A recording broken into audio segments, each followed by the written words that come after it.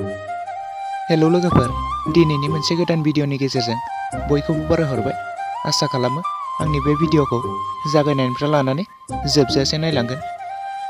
स' लोगोफोर, MN film production बेनारजों दिहुनजानाय आबुं मोनसे मिउजिक भिडिअनि सायावनो आपडेट लानानै फैदों।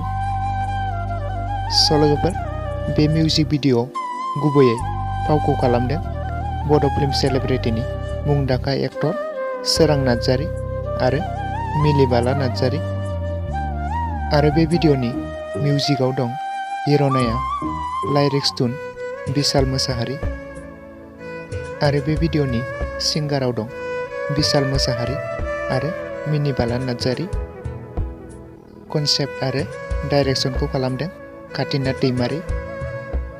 डिअपिखौ खालामदों बिशाल मोसाहारि। स' लोगोफोर, बे मिउजिक भिडिअखौ सोरबाफोर दासिमबो नायाखैब्ला नायहैनो हागोन लोगोफोर। एमएन फिल्म प्रडाक्शन चेनेलाव थांनानै नायहैनो हागोन। स' लोगोफोर, दिनैनि भिडिअ बेखिनियावनो।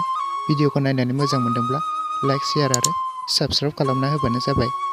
आरो खाथियाव थाखानाय नटिफिकेसनखौबो अलाव प्रेस खालामना लाबानो जाबाय लोगोफोर, जाहाथे आं गोदान भिडिअ हगारोब्ला नोंथांनिसिम नटिफिकेसना सहैयो।